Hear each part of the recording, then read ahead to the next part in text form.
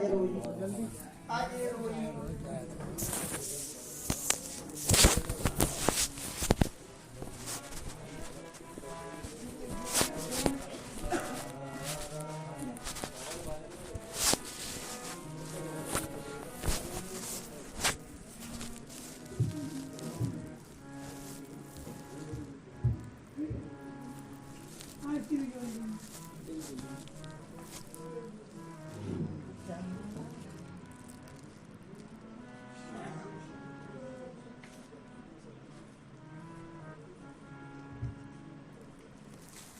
आज इस सत्संग सभा के अध्यक्ष महोदय संत भगवान और कुशल विवेक की संचालक जी और दूर दराज से आए सभी सज्जनगण भक्तगण सभी को मैं हाथ जोड़ कर प्रणाम करता हूँ। जो कुछ भी गलतियाँ हो जाए उन्हें क्षमा करें। अभी उससे पूर्व वक्ता बहुत ही अच्छा बोलने गए।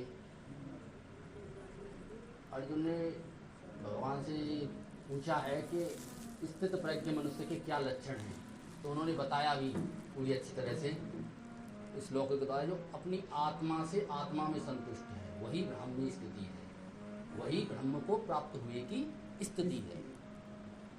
तो इससे साबित होता है कि आत्मा ही ब्रह्म है और ब्रह्म ही आत्मा है।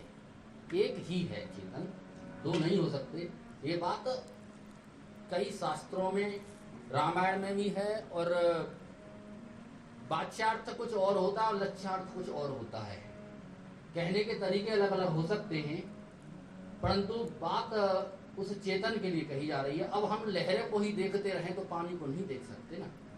अब हमने लहर कह दिया और आपने अब उसमें पानी को देखा नहीं, तो हम क्या करें, लहर को ही देखते रहिए। अब ये कपड़ा है, इसमें हमने गांठ मार दी, तो आप गांठ को देखते रहिए कि आप कपड़े को देखिए। तो आपको कपड़ा देखना है। जब गांठ मैंने लगाई तब भी कपड़ा ही था, और जब गांठ खोली तब भी कपड़ा ही था। तीनों अवस्थाओं में वो चेतन विद्यमान है। उसी में विचार उठते हैं और उसी में लय होते हैं।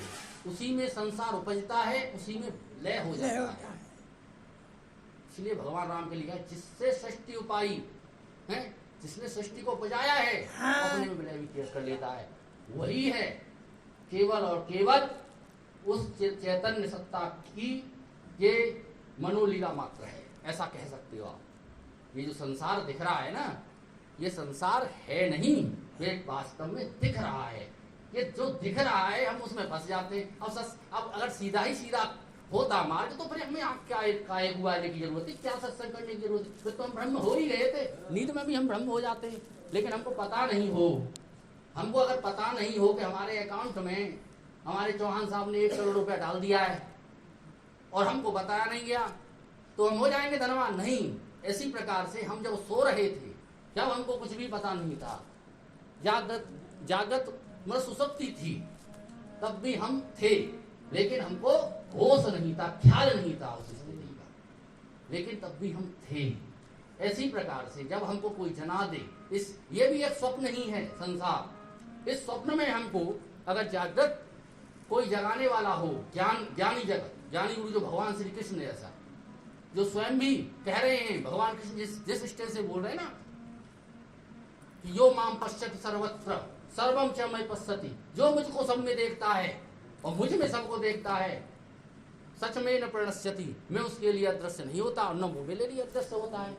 जैसे जल में लहर, लहर को न देखे, जल में लहर है, लहर ही जल है। उसी प्रकार से भगवान श्री कृष्ण कहना चाहते हैं, कोई कुछ नहीं, केवल पता नहीं किस तरीके से समझते हैं हम। शास्त्रों को भी पढ़ते हैं, गीता को भी पढ़ते हैं, तोते की तरह पढ़ते रहते हैं, अर्थ तो बहुत कम करते हैं, लेकिन अनर्थ ज्यादा करते हैं। तो जितनी भी स्टेज हैं, आप किसी ने कोई ज्योति को मानता है, कोई अनहदनाथ को मानता है, कोई चीज, सब स्टेज है, लेकिन ये सब दिखने वाली हैं, आने जाने वाली हैं, कभी हो रहेंगी। जो आने जाने वाला है कुछ समय रहता है, कुछ समय नहीं रहता, वह मैं नहीं हूं, वह चैतन्य नहीं है, नहीं है, नहीं। चैतन्य एक रस है, सदा है, सर्वदा है, सदा है और सर्वदा है। सदा और सर्वदा ये सृष्टि नहीं रहती, सदा सर्वदा वही रहता है चैतन्य तत्व जो तुम हो।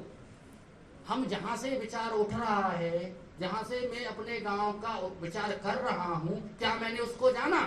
जाना।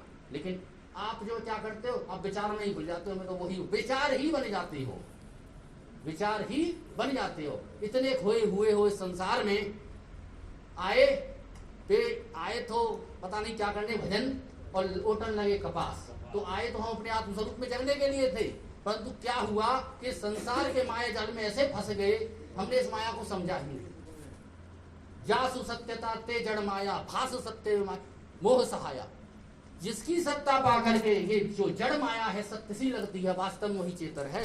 उस चेतन में अगर उस बोध में आप एक क्षण भी टिक गए ना, तो फिर आप कहोगे कि ये संसार है ही नहीं, वास्तव में नहीं है, नहीं है। क्योंकि स्वप्न में जब मैंने स्वप्न देखा तो मैं वहां था, जब मैं जगा तो मैंने कहा अरे ऐसे तो स्वप्न था, मैं गिर गया, मैं मर भी गया, मेरे को चेतना ने भी जला दिया, तब भी मैं नहीं मरा।